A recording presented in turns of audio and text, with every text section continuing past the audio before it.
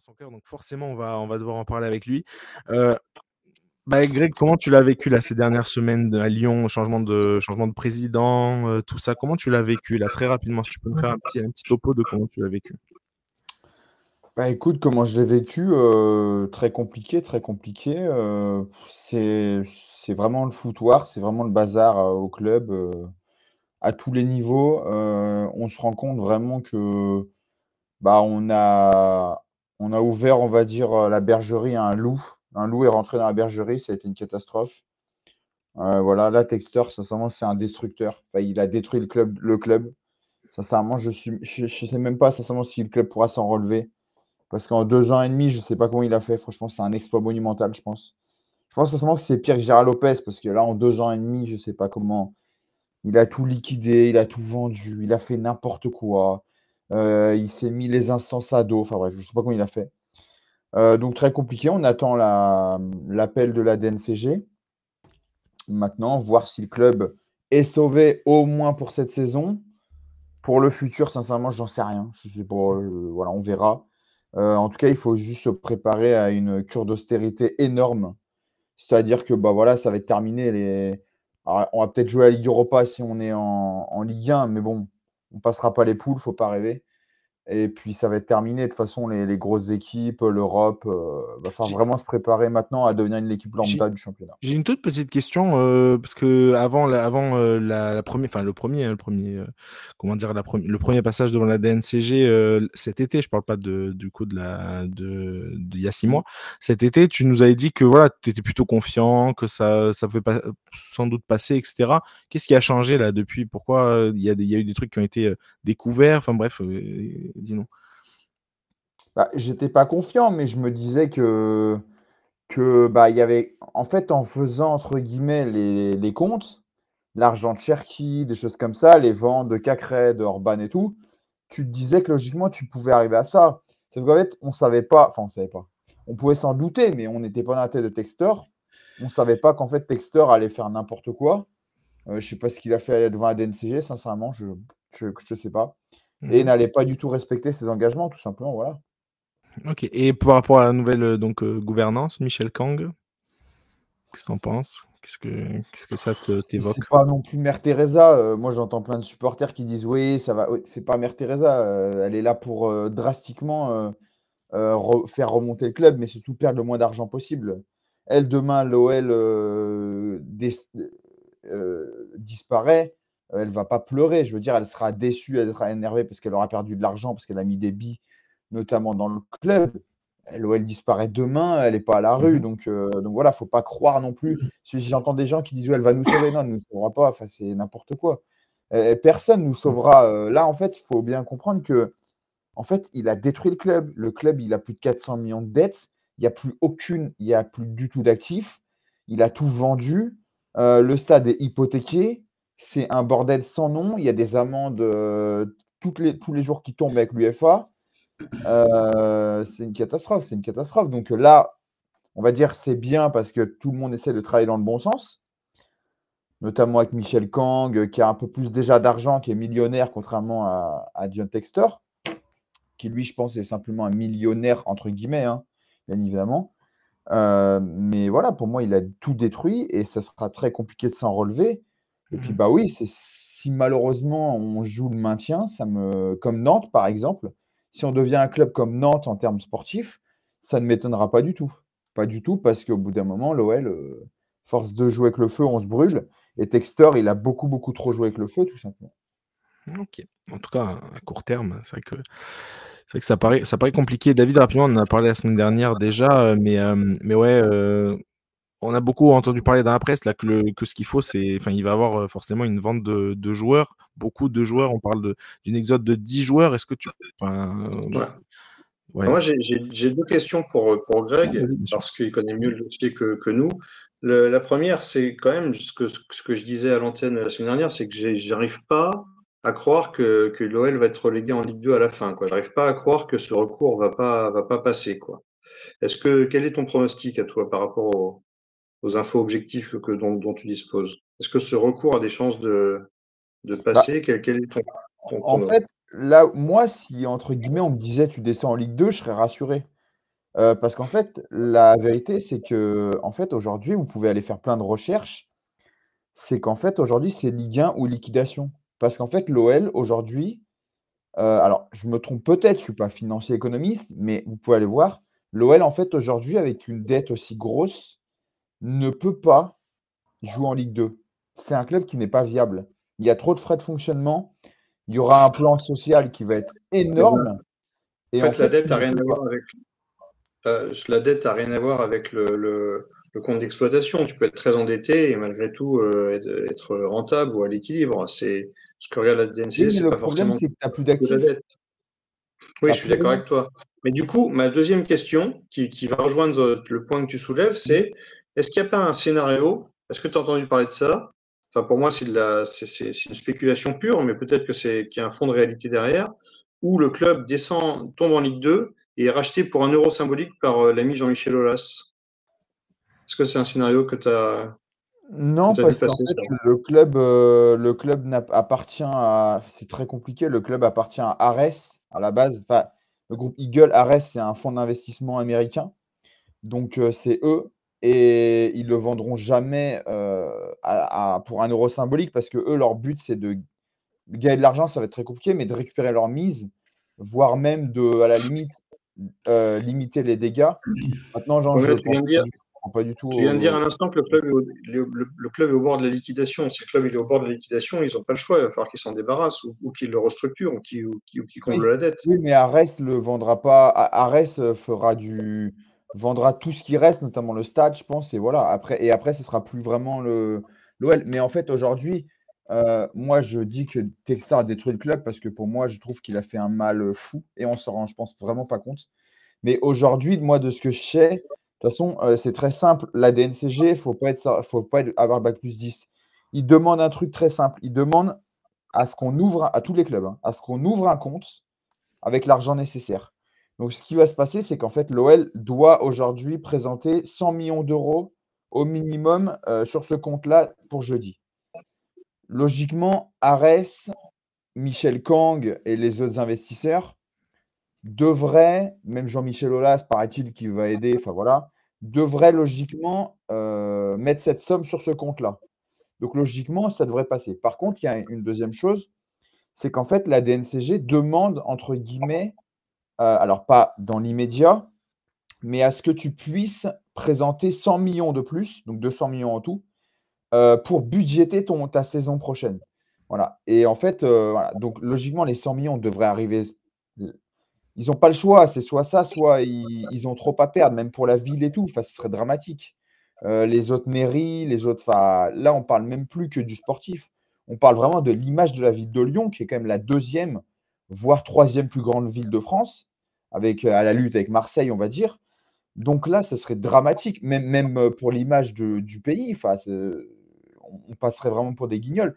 Donc personne n'intéresse que l'OL descende, même pour les droits TV. Enfin, en fait, personne n'intéresse que l'OL descende. Donc je pense sincèrement que ça va passer pour ce coup-là, parce que les 100 millions, je pense qu'ils seront sur le compte. Voilà. Maintenant, après, comme je dis, le problème, c'est que tu vas jouer avec quelle équipe, quel joueur. Est-ce que tu ne vas pas sportivement descendre et ainsi de suite. Voilà.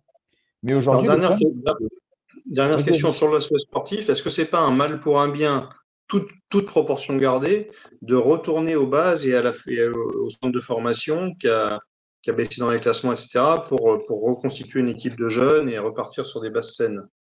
Bah non, Parce parce que que justement, le centre de formation à l'OL, en fait, c'est devenu du passé.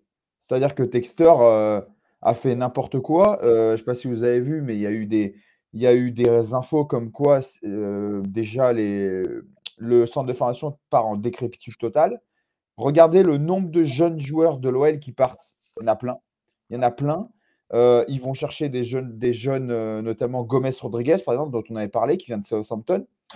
Donc en fait, l'OL a même allé regarder le classement des meilleurs centres de formation de France. Vous allez voir que l'OL fait que dégringoler de plus en plus. Texter, on n'a rien à faire de la formation. Il est là, il était là. Je dis il est là parce qu'il est encore patron d'Eagle. Il a plus de parts que tout le monde, mais bon, maintenant il est bien, il est plus à l'OL. Mais il a fait n'importe quoi avec ce centre. Il y a eu des infos qui sont sorties comme quoi des enfants n'avaient même pas leur goûter des fois. Il n'y avait même pas, il y avait plus d'argent. pour offrir le goûter aux enfants du centre de formation.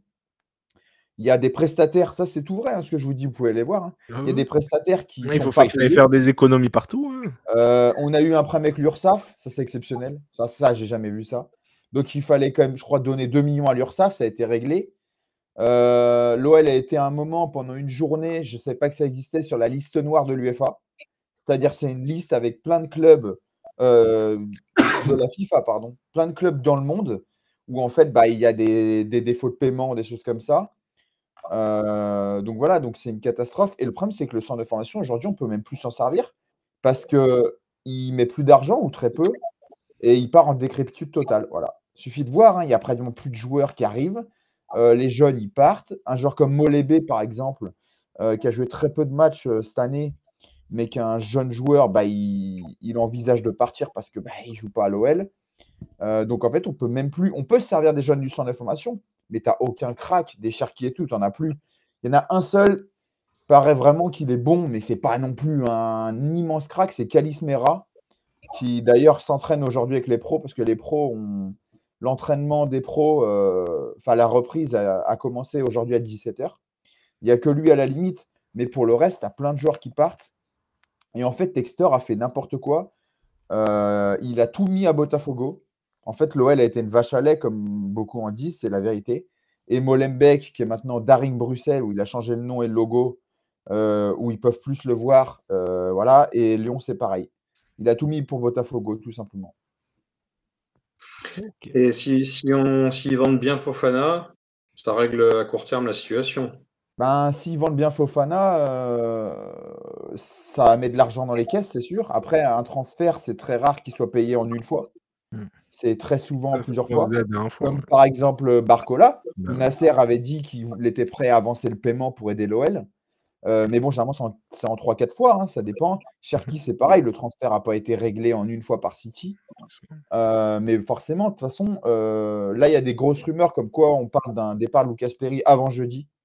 Il y a Leeds et Sunderland qui sont dessus. Sunderland qui cherche, qui recrute à tout va. Hein. Ils ont pris. Je crois qu'il y a Monaco dessus aussi. Hein.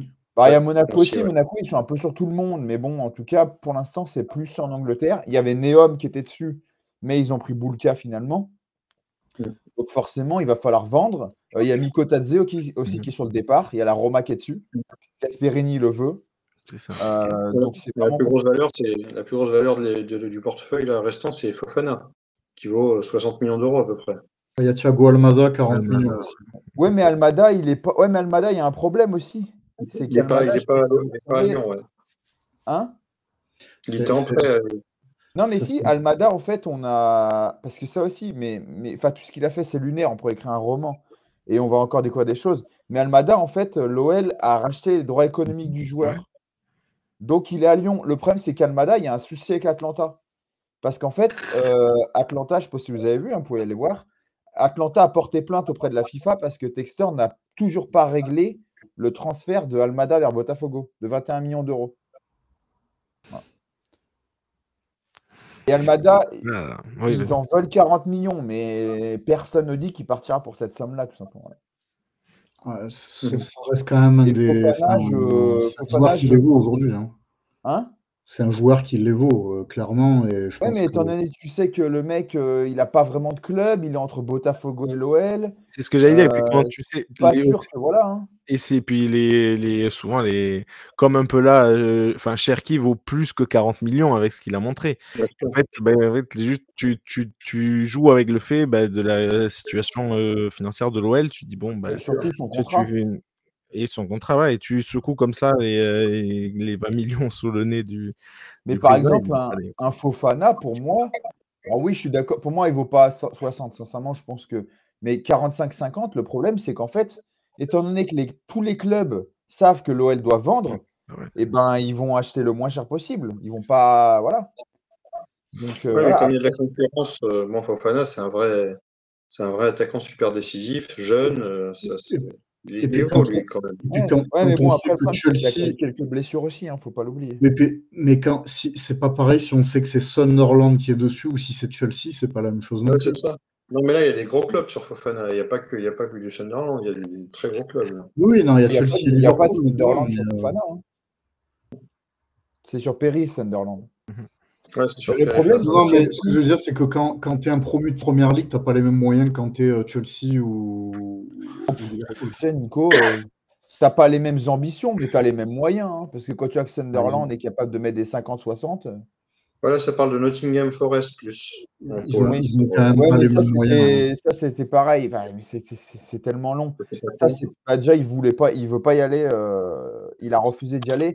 Et ça, en fait, c'est un deal entre le président de Nottingham, qui s'appelle Marinakis, qui est un armateur grec et qui est un homme dangereux, on va le dire, et qui négocie, qui est l'ami business de Textor. C'est pour ça qu'il y a eu tous ces transferts ridicules, Niakate, Mangala, à des prix astronomiques. Voilà, mais de toute façon, Fofana a refusé d'aller à Nottingham. Après, Chelsea, j'y crois pas parce qu'ils ont pris Gittens et ils ont Estevao maintenant.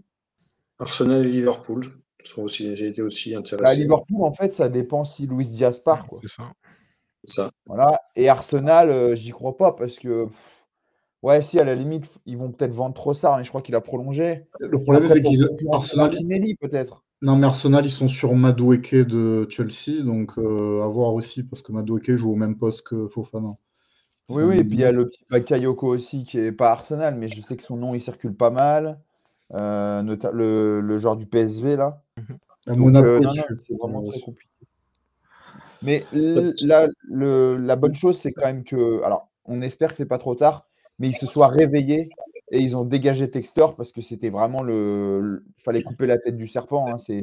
C'est très clairement le poisson pourri au niveau de partout. Même il gueule, hein, parce que Textor, à l'OL, il fait n'importe quoi, mais faut pas croire qu'à Eagle, voilà quoi. Moi, je pense qu'ils vont tout faire pour le dégager parce que si tu as quelqu'un comme ça à la tête de ton entreprise, il peut te la faire couler en 2 secondes. Hein.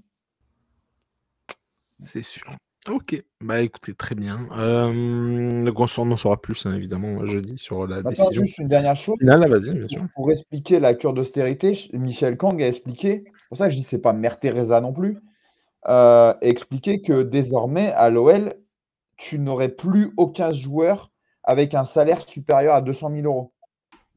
Alors, bien évidemment, 200 000 euros, tu te dis oui, ça suffit pour vivre largement. Le problème, c'est que pour concurrencer des équipes comme Marseille, comme Lille, comme Monaco, comme même Nice, mais même contre, je sais pas moi, je pense que. Et Rennes aussi, par exemple, tu peux rien faire. Les joueurs qui sont là, par exemple, Tolisso, s'il reste, il restera à son salaire.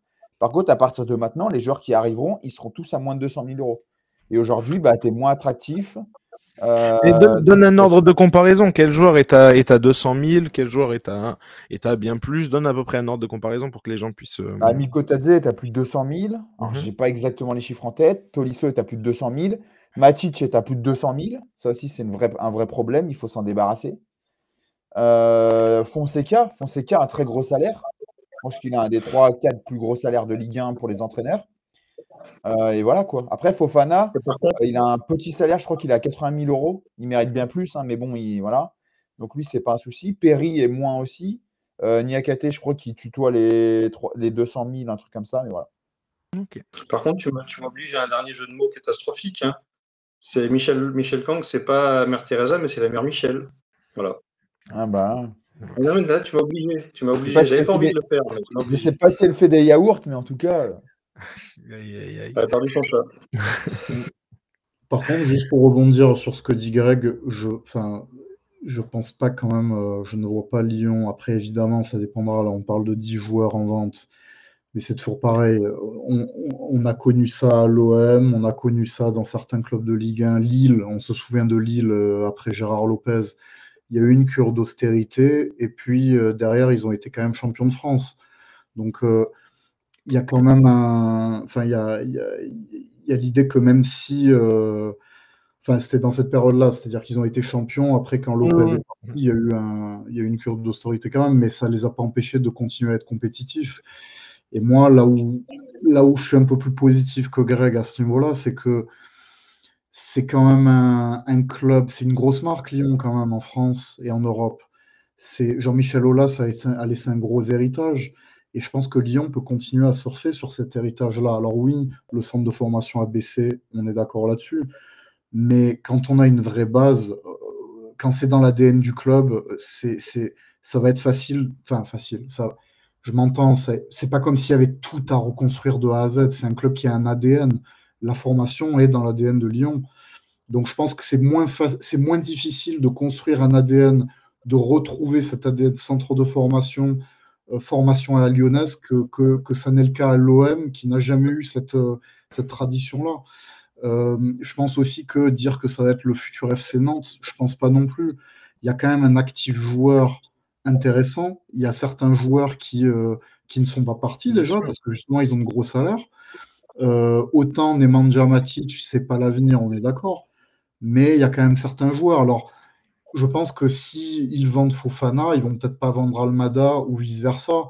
Miko Tadze, on verra. Déjà, il faut voir est-ce qu'il va vouloir aller dans un club, bon, peut-être la Roma, mais peut-être ça se fera pas non plus, parce que la Roma, ils sont aussi sur d'autres joueurs. Donc je pense que le mercato, ça va être comme ça, un jeu d'échecs comme on en a chaque année. Chaque période de mercato, c'est comme ça. Et je pense déjà la priorité des dirigeants lyonnais, ça va être d'injecter ces 100 millions. Une fois qu'ils auront assuré leur place en Ligue 1, ce que je crois est possible et même souhaitable pour le foot français, et qu'ils puissent jouer la Ligue Europa et être un petit peu compétitif dans cette compétition, ben, après, il faudra voir, et avec les moyens du bord, évidemment, et essayer de donner quand même quelques moyens à Paulo Fonseca. On sait très bien que pour gérer un club de foot, la cure d'austérité, ça va un moment, mais au bout d'un moment, il y a la réalité du terrain qui vous rattrape. Donc, je pense pas qu'il faille tirer des plans sur la comète aussi rapidement, et je pense qu'il faut laisser faire les dirigeants et voir ensuite petit à petit ce qui va se passer. Mais il y a quand même des actifs qui font que ça reste un club quand même attractif et qui... voilà, on peut attirer je parle de Benjamin André qui va aller peut-être au PFC. On peut attirer des joueurs comme ça à Lyon. Il y a des actifs, par exemple, que n'avait pas Bordeaux à l'époque où ils sont descendus, où c'est descendu petit à petit, c'est descendu en Ligue 2, et après... les joueurs, vous parlez. Oui, des joueurs, ouais. Mais je parle pas que des... Alors, les joueurs, évidemment. Et puis la marque, aussi. Il y a un stade. Alors, tu me dis, le stade reste quand même un actif. Et oui, mais le stade, c'est plus un actif. Il est hypothéqué, ouais. Il est hypothéqué, mais ça reste un atout pour le club. Je suis d'accord avec toi. Ah non, ça reste un atout pour ceux qui sont c'est Goldman Sachs. Ça reste un outil de travail pour rebondir plus facilement que d'autres clubs qui doivent mais le problème, c'est que le stade, il n'est même pas encore remboursé. Donc, oui, mais par exemple, avec le temps. Mais avec le temps, le stade, il faut le remplir. Il y a 60 000 à remplir. Oui, mais je trouve, et d'ailleurs, je pense pas que tu me diras le contraire, mais moi j'ai trouvé que cette année, Lyon, le stade était quand même relativement rempli. Contrairement aux idées reçues, il y a des gens j'entends une petite musique où les gens disent oui, mais ils remplissent pas le stade. Mais en fait, à Lyon, le stade, il est quand même relativement bien rempli quand même chaque année. Le seul moment où c'est peut-être moins rempli, c'est quand il y a Reims ou des équipes comme ça qui viennent. Mais quand il y a l'OM, le stade est rempli. Quand il y a Paris, le stade est rempli. Quand il y a Saint-Etienne, le stade est rempli. Lyon est une ville de foot. Donc pour moi, je suis pas aussi inquiet que ça sur la marche à suivre et le fait qu'il y a des pouvoirs publics, il y a une volonté commune. On voit Jean-Michel Aulas qui s'active, qui est quand même influent à la fois au niveau de la fédération. On voit Jean-Michel Aulas qui va peut-être être candidat à la mairie de Lyon. On verra, peut-être que c'est lié aussi à Lyon. Donc moi, je suis curieux de voir ce qui va se passer. Je ne suis pas aussi pessimiste que toi sur l'avenir de l'OM. Moi non plus, sur la capacité de rebond, je suis d'accord. On peut pas, je pense on peut pas en vouloir à Greg quand tu es supporter et quand tu es dans une situation pareille et que tu en découvres presque un peu tous les jours. Plus intense, oui. C'est ça, c'est vrai que tu vis le truc un peu plus intensément et tu as peur, c'est normal. Je comprends. En fait, ça veut pas dire qu'il n'y a pas un risque zéro, je dis pas ça. Exactement. Mais je dis juste que il y a quand même Lyon a énormément plus de marge que Nantes. On voit Reims, la façon dont Reims a été géré. Moi, je préfère être dans la situation de Lyon que dans la situation de Reims aujourd'hui, clairement.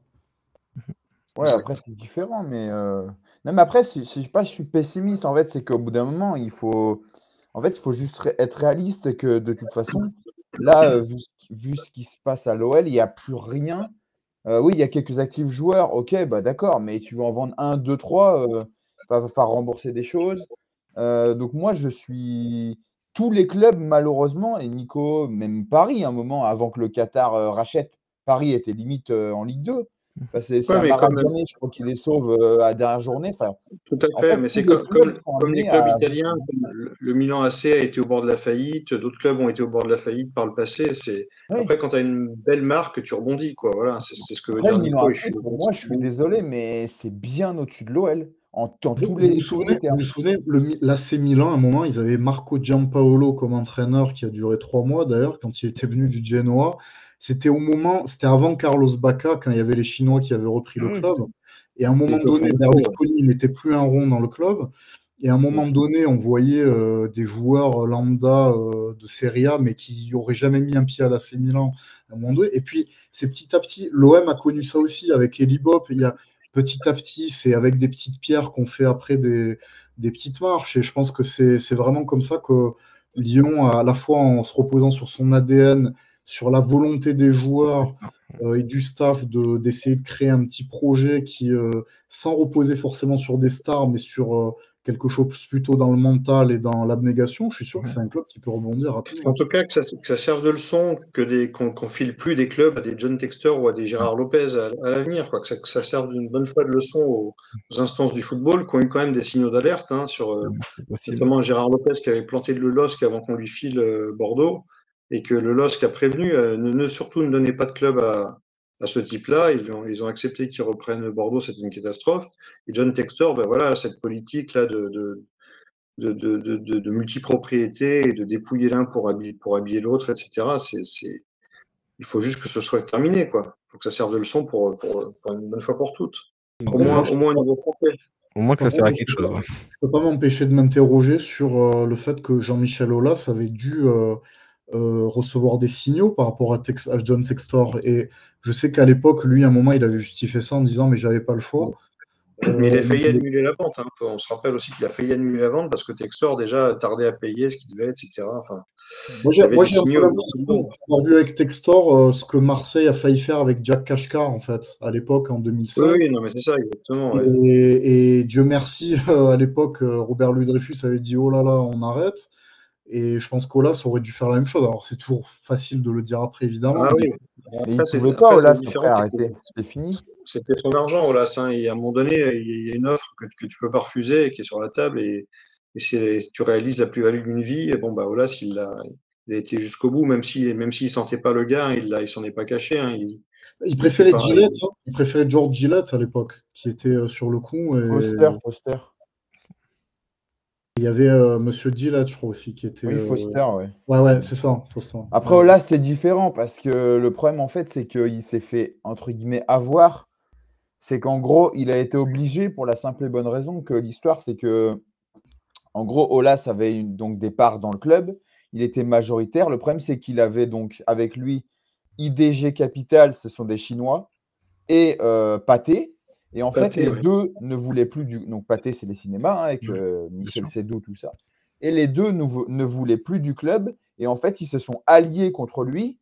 Comme ça, en additionnant leurs parts, ils devenaient majoritaires. Et en fait, ils lui ont dit, bah, c'est même eux, ça se trouve qu'ils ont trouvé l'acheteur. Hein. Ils ont pris le premier venu. Et après, Olas a entre guillemets cédé à Textor. Et en fait, ce qui s'est passé, c'est qu'Olas, je pense qu'il ne le sentait pas, mais en fait, il a signé un contrat en disant bah, moi, je veux rester 3 ou 4 ans président de l'OL. Donc, Textor a dit OK. Et en fait, dans ce contrat, ils ont mis une clause comme quoi, s'il lui payait 90 millions, il pouvait s'en débarrasser. Qu'est-ce qu'il a fait, Textor? Il a réussi, je ne sais pas comment, je ne sais rien. Il a réussi donc à trouver ses 90 millions. Il a offert ses 90 millions à Olas. Comme ça, bon, bah, ils ont respecté la clause et il est parti. Et c'est de là qu'après, il a fait n'importe quoi. Et c'est pour ça notamment qu'Olas a racheté le… Mais ça, c'est des trucs lunaires. Quand Textor arrive, la LDLC Arena vient de se construire. Et derrière, il la vend. Et c'est Olas qui lui rachète. Voilà, il a tout liquidé en fait en 2 ans et demi. C'est pour ça que je dis qu'il a détruit le club. Et je ne sais pas sincèrement si le club pourra s'en relever parce qu'il y a une dette aujourd'hui qui est de plus de 450 millions quand même, il faut le savoir. Des prêts à rembourser de partout. Puis de l'argent à donner. Hein. Il y a aussi une amende auprès de l'UEFA qui est tombée de 12,5 millions d'euros quand même. Sous prétexte, et puis plus après, sous prétexte d'être privé de Coupe d'Europe pendant plusieurs saisons. Donc c'est très compliqué. Et en fait, ce qui s'est passé, c'est ça, c'est que Aulas, en fait, c'est entre guillemets fait avoir. Voilà, maintenant, maintenant, il peut plus rien faire, quoi. Alors, il essaye, je pense, il aide et tout, mais maintenant, c'est plus lui le chef à bord. Alors, heureusement qu'Arès est derrière, c'est entre guillemets le garde-fou. C'est pas des enfants de cœur, hein, c'est des financiers. Mais eux, ils sont là pour perdre le moins d'argent possible. Ce qui n'était pas le cas avec Gérard Lopez, qui avait personne derrière lui, c'est pour ça qu'il a tout coulé. Mais en tout cas, c'est pour ça que, entre guillemets, Arès a décidé de. Et même Eagle avec Michel Kang ont décidé de virer Textor parce qu'ils ont bien vu que, de toute façon, moi je pense qu'il allait entraîner l'OL dans sa chute. Ouais, il y avait trop d'argent à C'est perdre. ce qu'il a déjà fait. Et puis il allait entraîner le groupe Eagle entièrement, quoi. Tout à fait. Ça, c'est sûr. Après, on verra jeudi ce qui se passera. Hein. Exactement Il ce y a que des j'allais trucs dire. qui sont un peu inquiétants parce qu'il y a quand même, rendez-vous compte, c'est quand même le seul club de Ligue 1, même Ligue 2, à ne pas avoir commercialisé ses abonnements aujourd'hui. Moi, je peux pas m'abonner. Personne ne peut s'abonner pour l'instant. La saison, elle est dans moins d'un mois. Tout est relatif, évidemment, mais le Barça est endetté à quasiment 2 milliards d'euros. Hein. Oui. Et là, ils ont entamé leur remontée petit à petit. Bon, ils ont encore des graves problèmes à gérer. Oui. Ouais, après, en Espagne, ils sont quand même vachement moins stricts. Et puis, le Barça a quand même signé un contrat mirobolant avec Spotify. Hein. Oui, mais bon, ils sont loin d'avoir remboursé leurs dettes. Tu peux vivre avec des dettes, ça fait partie d'un modèle économique. Le Barça est Enfin, moi, je suis désolé, j'adore l'OL, mais pour moi, c'est le jour et la nuit. Le Barça est tellement un club immense. Je ne peux pas comparer l'incomparable, mais voilà. juste pour dire que tu peux te relever d'une situation comme ça, tu peux rembourser tes dettes petit à petit, mais mettre en place un système où, voilà, je suis d'accord avec toi, c'est qu'il va falloir remplir le stade, il va falloir gagner des matchs. Ça va pas être une mince affaire sans argent, mais ça va être le chemin à parcourir pour remonter la pente petit à petit.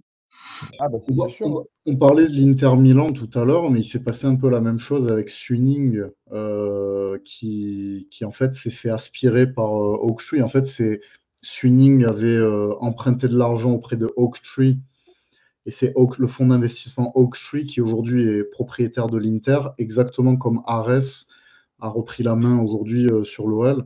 C'est-à-dire que ce sont des créanciers qui ont réclamé l'argent au président de l'Inter Milan, et ils l'ont écarté en fait parce qu'il avait jusqu'à fin mai, je crois, pour trouver de l'argent. Il n'a pas trouvé l'argent et ils l'ont écarté exactement de la même manière qu'ils ont écarté que Ares a écarté Textor. Et on est dans cette espèce de mode où on a des propriétaires qui n'ont pas l'argent qu'ils prétendent avoir et qui ensuite se font rattraper par leurs créanciers qui eux-mêmes reprennent la main sur le club et qui reprennent leur dû en fait, avec des équipes qui repassent sous leur joug parce que justement les propriétaires en question qui devaient de l'argent à ces créanciers n'ont pas réussi à trouver cet argent.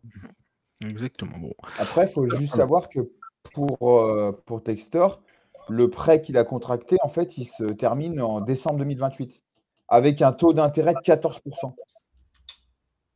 Ce qui est énorme, hein, ce qui est du jamais vu dans. Voilà. Mais bon, il n'y a que Textor qui a la bonne idée de faire ça. Mais en tout cas, lui, en fait, il doit rembourser ça en décembre 2028. C'est pas comme le patron de l'Inter qui devait rembourser ça rapidement, quoi. Il a encore 3 ans, voilà. Ok. Bon, en tout cas, voilà, on suivra évidemment avec attention. On attend avec impatience du coup ce jeudi, donc le 10. Ouais, jeudi 10. Donc voilà, la décision va tomber. Et bref, évidemment, ça va jouer beaucoup. Ça va quoi qu'il arrive, ça va faire énorme.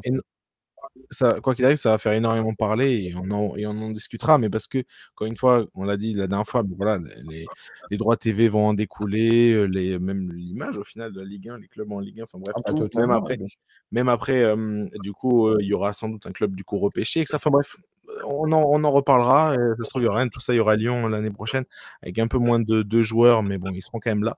On verra. On en rediscutera.